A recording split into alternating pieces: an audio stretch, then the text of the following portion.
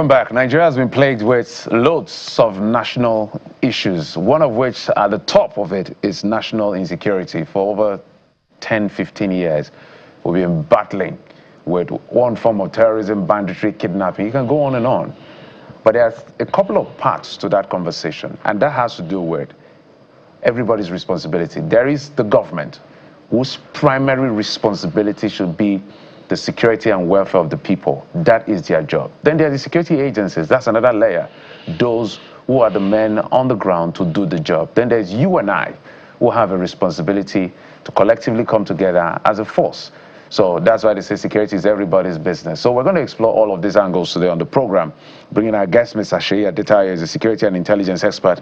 Today he's wearing a jacket. I've never seen him on a jacket. Mr. Seyi, good morning and welcome to the program. Yeah, good to see you today. Let's begin with an evaluation. No, we have one that is hitting our consciences and our hearts seriously right now, which is the Orire incident in Ogbomoso area of Oyo State. We know things are being done, but Nigerians are just eagerly waiting for those children to be released. We can go on and all of this. But I want to also look at the issue of national security from a very holistic point of view. Because for those of us who are in the media, we will always hold government to account. That's our work. But there's a holistic point of view that has to do with government, security agencies, and the people. What's your first interpretation of that perspective?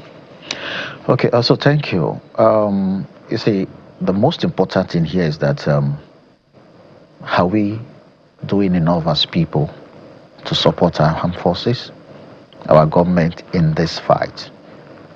And our political leaders, are they also doing enough to rally the people to join them? The situation, if you remember, many years back, we've had this conversation before, and I insisted that the problems we're having is not a problem that can go away in 4 months, 3 months, or 6 months. So giving Army Chief order clear this in 4 months, that we need to actually create a narrative, the real narrative, that this is going to be with us for a long time. But we need everyone to join hands to help us to eradicate this. So if we have the understanding that this is not something that can be wished away, or that can be just put soldiers there and it will just be swept away, then we will all be able to come together. And you know, we've seen of recent the former head of state, you know, coming up to also making statements about the need for us to come together as a people, not a time when we need to politicize insecurity in this country. And if you look at countries like United States and other countries, you see the way, you know, when they are faced with things like this, it is not a time to play politics. It's a time for everyone, because the problem would not disappear, and you don't know who's going to be the next victim. And I'll give you an example. The pipeline for insurgency and terrorism is very strong. And latest reports indicate that you know, as much as 500,000 naira is being used to recruit. So you can imagine somebody that is in a village that can hardly eat, and they'll be able to get 500,000 naira. You know, the number of heads of a calf, that is baby cattle, that he can buy, give to his wife, and enter the forest to be a bandit. And how much can such a person earn if he joins the Nigerian military to fight as a soldier? The recruitment pipeline is there. And for you to be able to eradicate that, it's not something that can be done in 2 months or 6 months. It's a long-time plan. The government has to put social infrastructure in place to help to reduce that, you know, that attraction that can make young people to be entering the forest. You see, when we speak against our military, we are demoralizing the military. The number of soldiers that are dying. I was speaking to some people last week. I said, the number of insurgents, bandits that has been killed are more than 10 times the number of Nigerian military, as in the total strength of our armed forces. And yet these people are increasing. So this speaks to where these people are coming from, how these people, you know, are being recruited. And it's not something that happened 5 years ago, 10 years ago, or 20 years ago. These are things we've done over the years, for more than 50 years, to try to create a baseline upon which things like this can grow. And it will take, collective effort as a people, as a nation, for us to tackle this as a whole. So this is not the time for us to, politicize or play lip service or believe that, oh, it is a function of the military. Every one of us will have to be involved. So before my colleague comes in, as you said it now, something hits my mind. And for me, I don't think the people have a problem supporting government. I think sometimes it's the responsibility of government that wanes the passion of the people to support them, with greatest respect, using that word, the responsibility. The military has shown capacity. When I mean, because we always talk about what they did with ECOMOG or they did all these places. So how, if as a security expert and intelligence person, where I'm going to with my question is, if the people are willing to support the government, but the government has to show cause why they should support them, what do you think the government can do differently? Because the military are just executioners of this whole narrative as far as the issue of national security is concerned. Theirs is go, they do what they are supposed to do. Of course, we cannot draw away the issue of sabotage and all of that in between. That's another conversation for another day, if you get my drift. Who are the victims? The people. Government don't have to show or over demonstrate the need for it. And I'll give you an example. I was in Anambra State at the peak of robbery and criminality in Anambra State, such that when they were uprooted from Niger Delta, they moved to areas like Delta State, Asaba, and they will come from Asaba to come and rob banks in Oka. And when they are coming, they will stop at SARS Akuzu, open fire there, and put maybe 2 vehicles there to ensure that there is no reinforcement from SARS to Oka to save the banks. And what did the people do? The President Generals called the town union meeting, and they arranged among themselves security vigilantes in the community, and they started procuring weapons. When the government saw that the people are determined to protect themselves, then I remember that the commissioner of police, it was then the deputy commissioner of police, Ops, DC Bello. It later became the commissioner of police, Bello. He's retired now. Was the commissioner of police at that time. And he told the government, with the director of DSS, I said, you know what, the way things are right now, we need to work with the people to stem this tide. And that was what was done in Anambra State at that time. They were brought together to work under the Nigerian police. And all the weapons that were procured by the town unions were all registered by the police, and they gave them instruction, the guidelines on how to operate. That was how armed robbery, kidnapping was brought down. You see, we need to understand. And you see, I think about a year and a half ago, the current DGSS says, during one of his speeches, called for the need for communities to be armed. And I think this still speaks to, this that has happened. I remember there was a time in Djibouti as well when I think it was during Marwa, when Marwa was Operation what is it called, that was popular in Lagos State in those days. Operation Sweep. Swept armed robbers out of Lagos. They moved to the Djibouti axis. They were operating in Djibouti, and the Djibouti people came up to say no, enough is enough.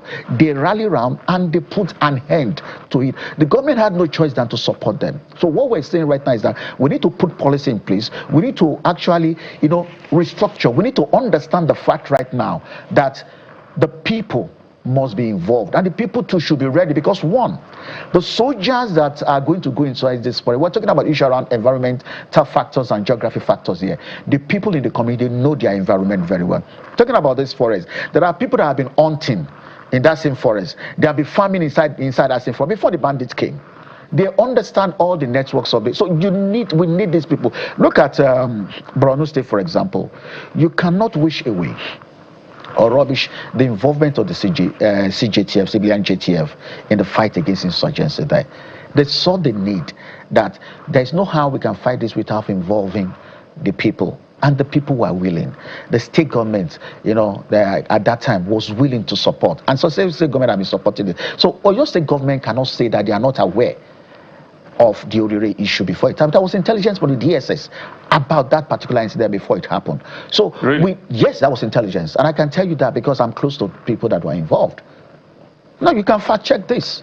And the state government did not deny the fact that was intelligence, okay, in that regard. So the thing here is that we need to actually bring the people into this part. This is not about individual forming a security network. No.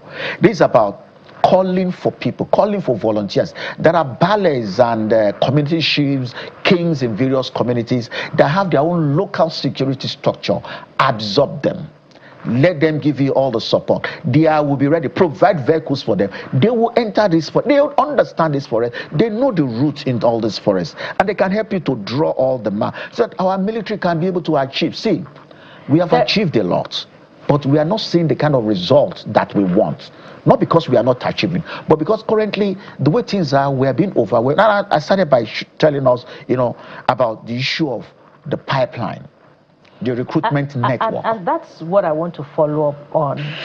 You've talked a lot about a number of things, and I'm spoiled for choice, but I want to explore two particular aspects. That pipeline, you talked about the recruitment price being 500,000 naira. You've also talked about the need for government to draw the people in with the provision of social infrastructure. I wonder if we're seeing that. And the next point is about, this is at the risk of giving the population perpetrating insurgency and banditry and ethnic coloration. I say this because in the President's Democracy Day speech, he had said that we shouldn't, profile any particular ethnic group. But if we see the response of the people in the Southwest against insecurity, in protests, in relentless calls and advocacy for the government to do something about it, and we see that as being evidently lacking in the North, are we addressing the problem the way it ought to be addressed? Don't you see a significant gap in that particular space? We might think that it is lacking, but no, that's not the case. We may not be seeing the kind of results because the volume of the decadence in that area is such that it will take a lot for actions to show the kind of effect it will show, like in the Southeast, in the South-South, and in the Southwest. I know, for example, in Katsina and Zamfara, there are groups like communities vigilantes, that are going after this. And at some point, it was ethnicized, that it was as if they are going after, a particular tribe. You see, the issue is that let us first of all agree on the fact that the community has to be involved. We have to involve the community. We have to create a structure where they can participate. Then we will now put up policies and guidelines to ensure that while we are doing this, remember, these same people we are talking about, they are from communities. But when you involve the communities, they know who among them. But if you even came further down the Southwest, if a particular crime is perpetrated in a community, either it's in the South-South, or is in the Southeast, or is in the Southwest, a particular tribe is mentioned as being responsible. In the latest video where we saw the Yoruba Nation activists going into the forest, he said that their people were the ones farming this particular area in the forest, but they have now been overrun by cattle herders. So are we addressing the problem, or we're being boxed into a corner with that term, stop ethnic profiling? You see, for me, I think that we should not lose focus. By the time we start looking at it from ethnic coloration, we will not get the kind of support that we want. Crime is crime. Criminality is criminality. It knows no ethnic, it knows no race, it knows no language. We must treat every criminal as criminals. We've seen cases where people say, oh, it is Fulani that did this, and later after they are arrested, we saw that it's our own people. And that's something I do tell people, and that's about that 90% of the cattle you see in the Southwest, in the Southeast, are owned by Southwesterners and Southeasterners, even though they are being reared by particular people. Is that backed by data?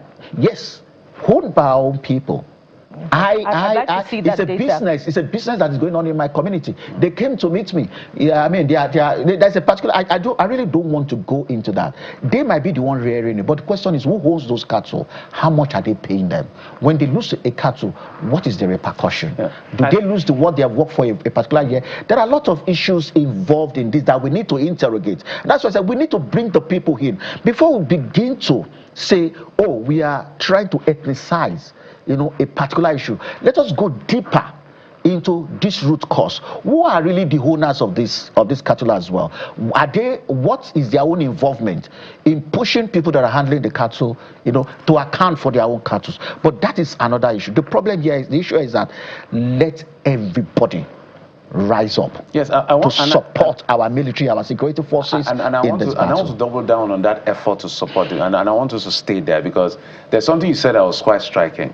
When I posed my first question, you said, who is affected the most? And I could agree that the people are affected the most. So, but the challenge here is that if you let things in the hand of the people and don't manage that people be involved carefully, you find yourself with the kind of xenophobic mess that is going on in South Africa. People turning against foreigners, and this may be building us. So that's why I was pushing it on.